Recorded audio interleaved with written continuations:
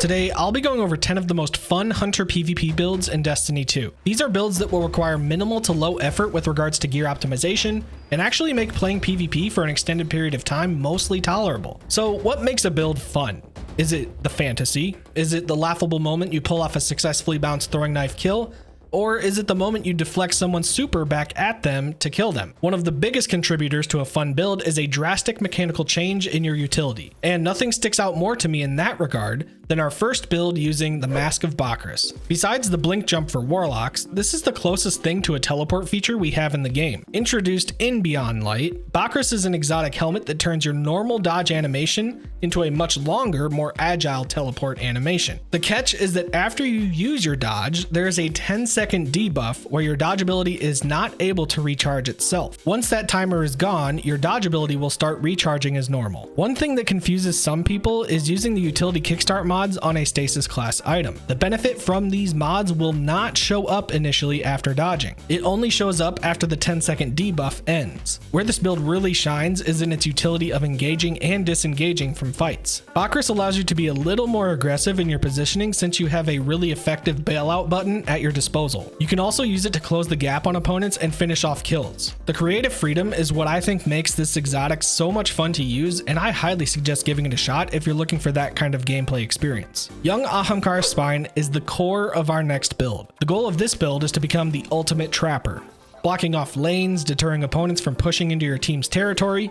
This is a really fun build that can be utilized in almost any team-centric mode in Destiny. The spines basically give a boost to every aspect of the trip mine grenade. It increases the damage from 140 to 160, makes it last longer on the field of play, gives grenade energy back to you if you do damage with it, and it has the mod fastball intrinsically applied to the gauntlet, allowing you to throw your grenades farther. One thing that also gets overlooked with these gauntlets is that you actually don't take any damage from your own trip mine while wearing them, whereas when you're using trip mines and not wearing the spines, you will take damage from your grenade. Something that has changed with the rework of the solar subclasses is that after trip mines detonate, they actually start to do burn damage over time. This plays into a bunch of potential Scorch builds, which I plan on covering in another video down the road. This build just enables the fantasy of those players who are looking to set up traps for their opponents that allow for some easy cleanup kills. Big damage, fast grenade uptime, mega fun. Moving on to what I'm referring to as the Phantom build. If you want to remove yourself from sight and from the radar for a brief time, then this is one of the builds for you. Graviton Forfeit is at the core of this build, which increases the duration of your invisibility effects and also significantly increases the speed at which your melee ability recharges while you are invisible. Additional bonuses include faster reload speed and increased recovery while you're invisible. So the whole point of this exotic is to reward you for being invis. And the great thing about the Void subclass now is that you've got two different ways to make yourself invisible, therefore creating a potentially infinite loop of being invisible. One by dodging with Vanishing Step, and one from your smoke melee. When you're trying to get the most out of this build, make sure you're applying the Void Fragment Echo of Persistence, as it grants an additional 2 seconds to your invisibility timer. So not only are you getting plus 2 seconds from the fragment, but you'll also get 2 seconds from Graviton as well. It does come with a minus 10 mobility stat, so make sure you spec into more mobility into your build. If you're looking to move in and out of fights, just picking and choosing when you want to engage, then this is the build that is going to best fulfill that fantasy. The invisibility isn't truly invisible, as most people will definitely be able to spot you if they hear the invis activation, but if you play it right, it's a great mechanism to flank the opposing team and either secure kills or just create distractions. This build can cater to both an individual and team-oriented playstyle. The next build might come as somewhat of a surprise, but it really benefited from the new Solar 3.0 changes. Ophidia Spathe is the center of this next build, which simply grants 2 knife charges instead of 1. The melee we'll be focusing on is the Knife Trick Melee, which throws a fan of 3 knives that scorch targets instead of just throwing 1. But the bit we're focusing on is the Scorch part. Anytime we do damage to an enemy with our knife trick,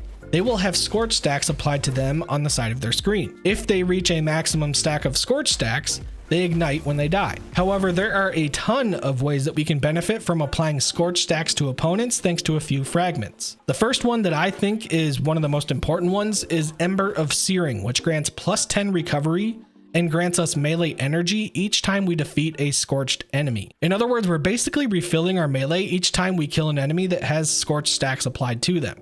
And the nice thing about this is that it doesn't matter how you defeat that scorched target. It can be with the melee itself, another ability, or even your weapon. As long as they were scorched when you killed them, you get that melee energy refunded. Ember of Ashes lets you apply more scorch stacks whenever we throw our knives. And Ember of Singeing lets our class ability recharge faster when we apply those scorches to enemies. There's also a couple other fragments that grant plus 10 to your strength stat as well, allowing you to further enhance your build. There's just so much synergy to work with here, and you'll find yourself throwing more knives than you thought would be possible. Give it a shot. Let's do a couple more solar builds, starting with Athrys' Embrace. This is an exotic gauntlet that gives your weighted throwing knife a second bounce. When you deal precision damage to opponents, it actually increases the damage of your weighted throwing knife. So whenever you see the buff come on your screen, you'll actually be able to one-shot throwing knife someone to the body due to how much of a damage increase you get. The great thing is not only does it tell you how much time you have remaining on the buff, but you can actually keep increasing that time if you continue to hit precision shots. This build works really well with weapons like pulse rifles, auto rifles, SMGs, anything that requires you to hit a bunch of headshots in succession. Another cool thing about the weighted throwing knife is that if you hit a target that is already scorched, it will actually ignite them upon killing them. So if you or a teammate land any type of grenade damage to someone, they will become scorched. Due to the amount of damage the weighted throwing knife can do on its own, even without the insane damage buff, if you hit that scorched target, you're likely going to kill them. After you kill them, they're going to ignite, and if you really want to see some insane explosions go off, then throw on the fragment Ember of Eruption, as it increases the area of effect on your ignitions. If you want to allow yourself more time to pull off those throwing knife ignitions, then apply Ember of Ashes so that you can apply more scorch stacks to your opponents. You can get some really funny clips using this build, and if you're up for pulling off some knife trick shots, then I highly recommend trying this out. Caliban's Hand is another exotic gauntlet, which you can obtain from the Legend Lost sectors located across destinations. These gauntlets essentially make it so your proximity throwing knives have a scorch effect when opponents get hit by the explosion of the knife. They will also ignite your opponent on a direct hit kill. On their own, proximity knives don't have any sort of scorch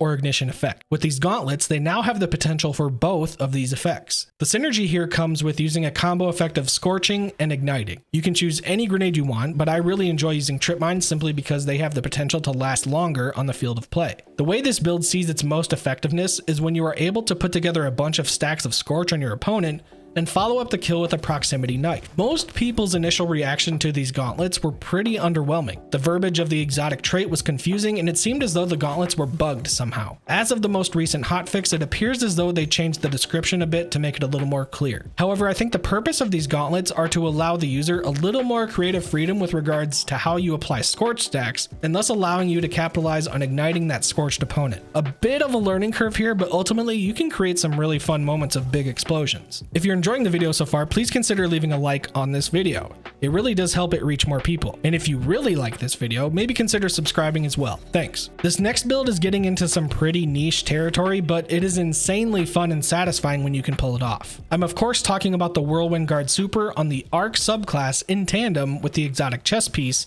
Raiju's Harness. Raiju's allows you to deactivate your Whirlwind Guard Super early, while also maintaining the remaining super energy not used. It also does not consume super energy while you are blocking. Like I said, this is an entirely niche build as it's only useful while using your super, but the moments you can create with it are second to none. Since we don't yet have the 3.0 treatment for Arc subclasses as of the making of this video, there isn't a ton of build crafting you can do with this yet, but if you wanted to invest a little more into your intellect stat so that you could maybe get your super twice in a normal quick play match, go right ahead. You could also throw on some dynamo mods on your void helmet to assist you just a tiny bit more as well. Anyone that has used this in PvP can probably attest to how satisfying and just a smidge trolly it is to use this build, but man, is it fun. Another meme-ish loadout is the Gemini Jesters build. Gemini takes away enemy radar when you dodge near them. This is another example of a pretty niche build, but again can create some really fun and entertaining moments in PvP. The nice thing about the Gemini Jesters is that they aren't tied to any particular subclass, so you can pick and choose how you want to utilize them. One of the more popular options is to use them with the Void subclass and taking advantage of Vanishing Step,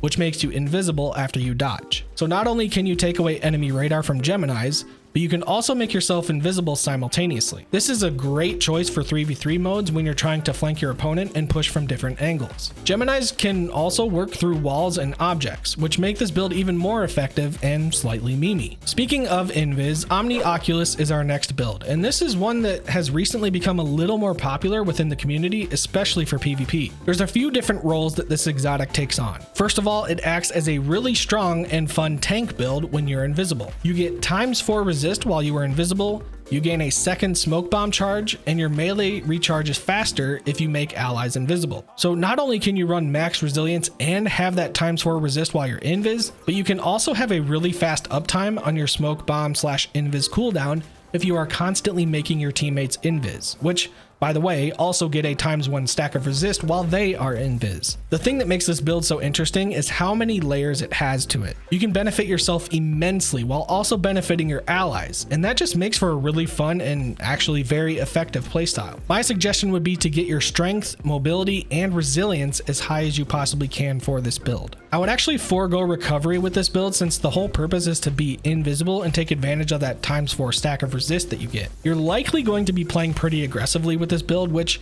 in all honesty doesn't synergize well with higher recovery stats. You're either getting a kill and making yourself invis, therefore having extremely high resilience, or you're dying. And as weird as it might feel, skimp on the recuv for this build. The next build is one that I'm very excited to keep experimenting with, and it has to do with the exotic chess piece, the 6th Coyote. The 6th Coyote simply gives us a second dodge charge. But the reason I'm so intrigued by this build is because of the different utilities we can activate when using our dodge on different subclasses. For example, you could clown around on the stasis aspect Winter Shroud, which slows enemies whenever you dodge near them. You can capitalize on even more invis with double vanishing step charges to make yourself go invis even more. But the build that has me super intrigued is with the brand new Acrobat's dodge for the solar subclass. This dodge makes you and anyone within its radius radiant, which equates to a 10% damage buff in PvP. Now, naturally, this means that the cooldown time for the Acrobat's dodge is significantly slower than any of the other two dodges. So one way to remedy that is to just have two of them at your disposal. There's a lot of ways that you can remedy the increased cooldown timer with things like utility kickstart mods, using the solar fragment Ember of Singeing, which will help recharge your dodge ability faster while you scorch targets, or you can also run Ember of Benevolence, which makes it so that whenever you make one of your teammates radiant, your grenade, melee, and class ability will recharge faster. But one of the fragments that I would make sure to really spec into is Ember of Solace, which increases the duration of you being radiant from 10 seconds to 15 seconds. Having 15 seconds of 10% increased damage is a pretty long time for only having to activate your dodge ability. There's a lot of utility with the 6th Coyote, and I think a lot of people are sleeping on it. Make sure to try it out with whatever subclass is catching your eye the most. Hopefully one of these builds has earned a sub from you, and if so, I appreciate you. Which of these 10 builds are you interested in trying the most? Let me know down in the comments. Thank you very much for watching, and as always, we'll see ya.